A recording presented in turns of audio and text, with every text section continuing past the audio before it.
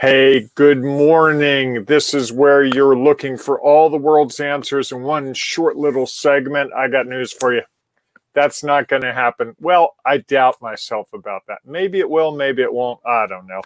Anyway, we're renegades. Tom Brush over there. I'm Bob Graham. We're renegades. And as renegades, we think our role is different than solving all your problems.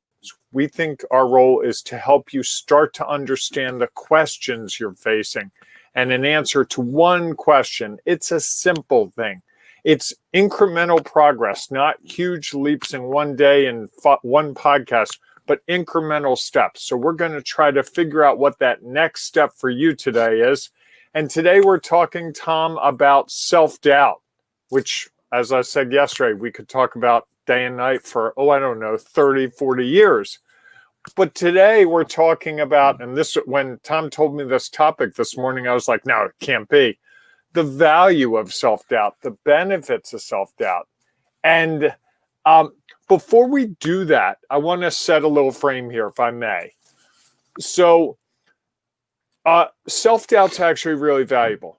If you think of the origin of human beings, we have the fight, flight, or freeze possibility, right? You know, the bear's coming to kill you. You better do something. Well, you can run like heck. You can fight the bear, or you can stand there and look like a dummy as the bear ravages you. All three options available. While we've come generations, years, centuries away from that, we still have that instinct in us. And self-doubt is part of that, I think, in a like byproduct way. Self-doubt is sort of part of us saying, hey, is this a risk?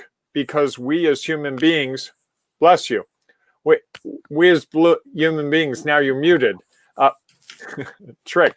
We as human beings are programmed to make sure that something bad doesn't happen to us. That's why we've evolved, and that's why we're still alive. If we didn't have this great innate sense of, whoa, danger ahead, we wouldn't be here today doing this silly today's antidote, right? So sure, jump in, Tom, because I'm just sort of scrambling to make sense of it, as you may notice.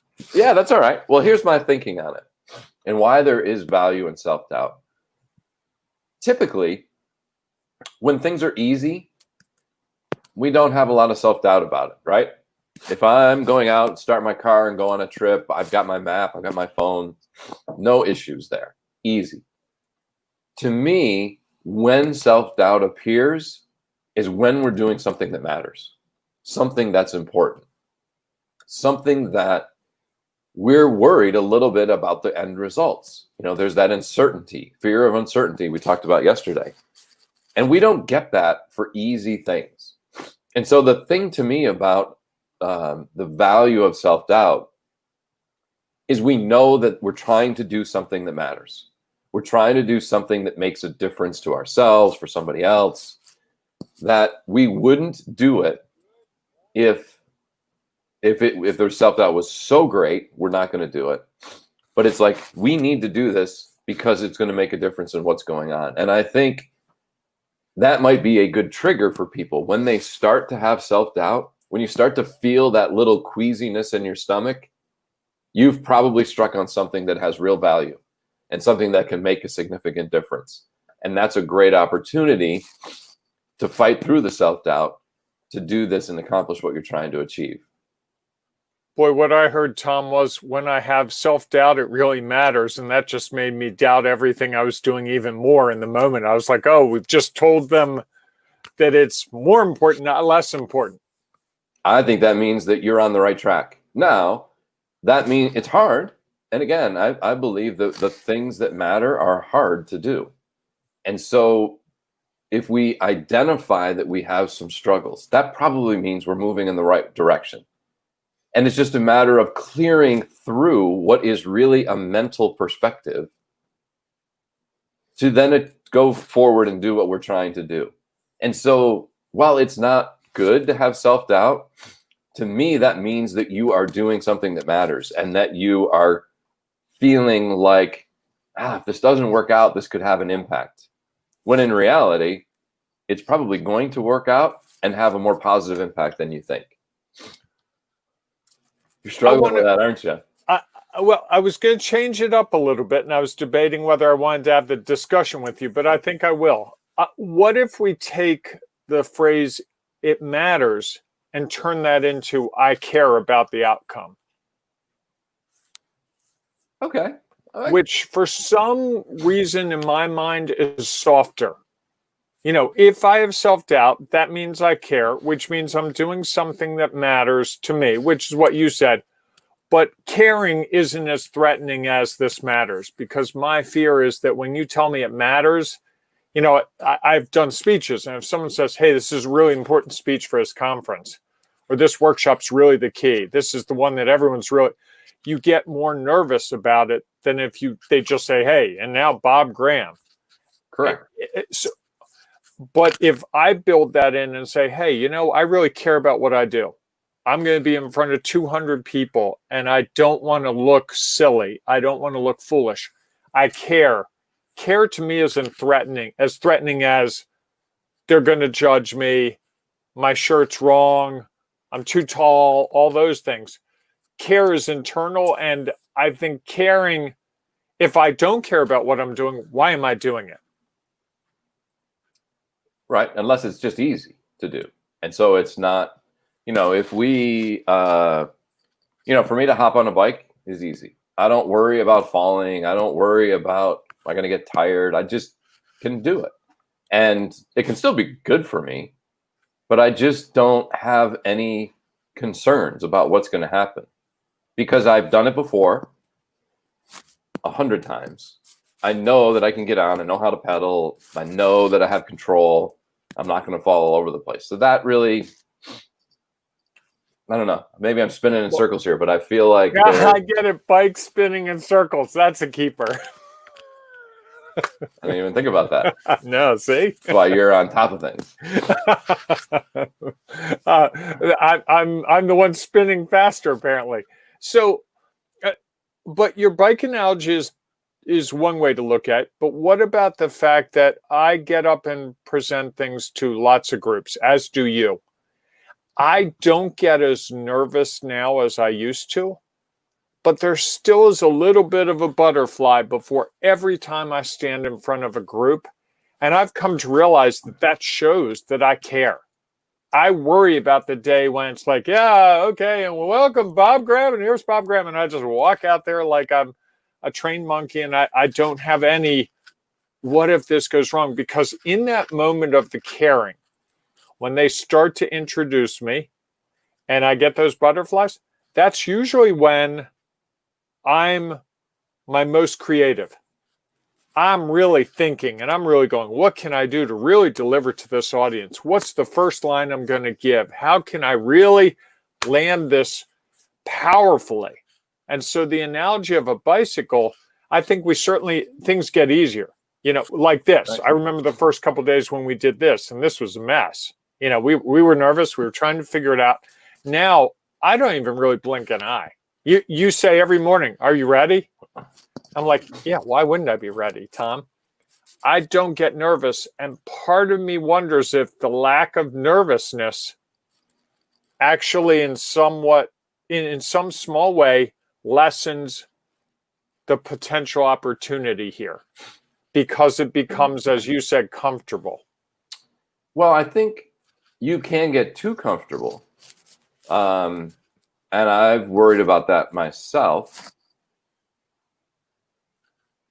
And I think there's always that question of what could go wrong, what's going to happen. But I guess I feel like that self-doubt, if I was really struggling here today. Well, this is like watching paint dry. To me, self-doubt is something about the uncertainty. Again, if we go back to the basics of self-doubt, at least what I shared as the basics for me, the more confidence you have in what you're doing, the easier things are to do. The more practice you've had, the easier they become. So there becomes less self-doubt. And so I don't think that lessens the importance of it. I think when you have self-doubt, a lot of times it's because you're trying to do something different and unique. And likely you care about the outcome. And I think it has impact on who you are and what you're trying to achieve. So I'll go back to it matters. You know, you don't want to just do the same old, same old. And so you get at least a little bit excited about, I want to go out there and do the best I can. And you can still be that way when you're comfortable.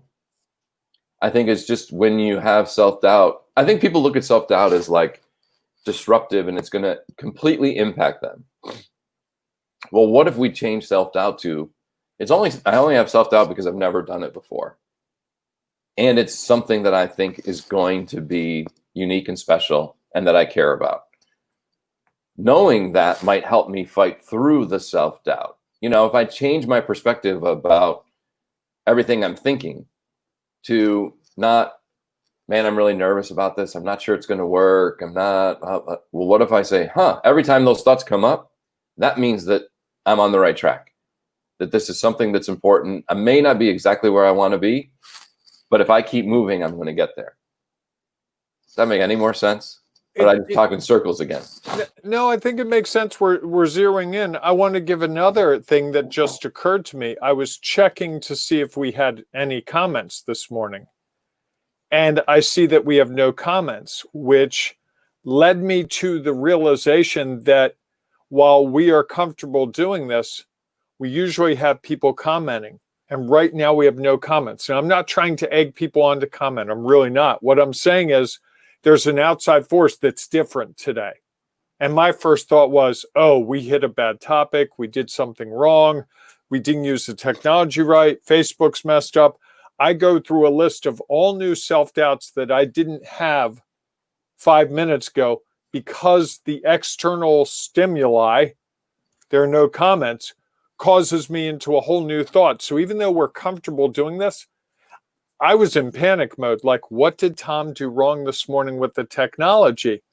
But that's what happens, right? Something changes. And certainly right now, everyone who's listening to this or watching this is saying, oh yeah, we have lots of external changes. We have quarantining. We have social distancing. We have economic issues. We have global issues. We have protest issues. All kinds of external forces that make what we may have been comfortable with now a period of self-doubt because we've got to react in a new way to new situations and we don't have the skill set because to my knowledge, very few of us were around in 1919 for the Spanish pandemic. True. Spanish flu pandemic. So we have an all new situation that we are all facing in the moment. And what that does is none of us know the answer. Therefore, the chance for self-doubt can either be heightened like, oh, no one has the perfect answer for me. Or I like to think of it the other way. That's where we are renegades. It's like, hey, no one knows the answer. Bring it on.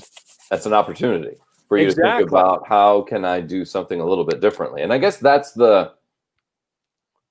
guess that's where I was trying to get with is that like when you get that feeling, you probably know you're on the right track. As long as you can identify that and not get, I think what's so hard is once you head down that one question that brings up self-doubt or one little issue, you head down that rabbit hole easily. And I think rather than letting it build momentum to our detriment, have it build momentum to like, okay, it might not go perfect, but I'm going to learn something more about this. If I'm questioning it, that means I think I have something. I just need to keep pushing forward with it and be comfortable that it's going to be messy. And there are going to be some things that are going to go great, some things that are not going to go great. And, next thing I know, I'm going to have a better version of what I'm thinking of because I've pushed through and identified that, yeah, I'm not sure about this, but let's see what happens. Okay, well, I think we've spun in circles more than anyone possibly could. I'm actually going to go. I rarely do this, but I'm going to play this one back later and see if we made any sense. And if we didn't, we're going to come back tomorrow and try it again. What's our antidote for today, Tom? What do you think? Yeah, my antidote is when you get that nervousness feeling in your stomach that really you're starting to think is self-doubt. Now is the time to try to push through it, because I believe you're onto something. Okay, I will add to that. I know it's tough today. I will add to that everyone has self-doubt.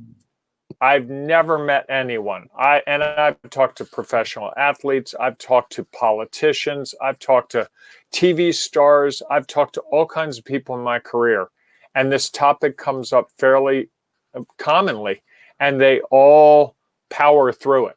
I think the art is being able to power through it. Oh, there we have a comment. Thanks, guys. Have a great day. Someone exists out there. I thought we were, here we are scrambling today to figure out what's going on and make sense of things, and there was no one out there. I was really starting to sweat. No, Greg has been with us, I think, through the whole thing. Maybe he made some sense of what we were saying. That's it. I was going to say the other thing. No, I'm just going to keep going. So I was going to say something and I opted not to, which is rare. I had self-doubt right there in the moment. I think the fact that we're struggling with this to put words around it speaks to how deep it is ingrained in us. And it's, things that really matter. Try to define love. Very difficult. Try to define happiness. Very difficult. But if you try to define, success, difficult. But some of the easier things, what's hunger? Hurt.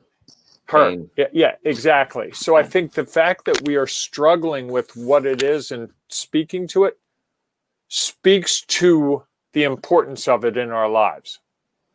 And if someone has a great way to describe self-doubt and can clarify what we've said, Tim or someone else, I am all ears. We thought we had a real good understanding today of what we were talking about, and it kind of spun literally, not out of control, but I think it spun deeper and deeper, which says to me we're on to something in this discussion. Right. I think that's the thing, is we were trying to take it on from a positive perspective, and again, I like to think about positive not as good or bad, but as movement, momentum, or standing still. And I think it's a hard thing because so many people, even us, think that it's self-doubt is such a limiting thing. And it's such a thing that how am I ever going to break through it? That to try to talk about it as a positive can be a real challenge, as we've clearly discovered. There you go. Well, let's call it a day today, Tom. And since we've gotten so deep, I'm going to real quick say, if you haven't done it, join our Facebook group, The Ring of Renegades. If you want something even deeper than that, we've got a group of people, growing group of people geared towards action, renegades taking action. It's called the Renegade Wayfinders. You can go to renegadewayfinders.com, and these are the people who are really finding the way through this whole situation. And they're the ones who are powering through self-doubt by working as a community, by having accountability, as having focus and taking decisive action, and that support they need. So if those are of interest to you, you can look at those. You can also track down Tom or me. We'd be happy to talk to you about them. Until tomorrow morning, Tom, have a great day. Thanks, Bob. I hope everybody has a great day, and we will see you all back here again tomorrow morning, 8 o'clock.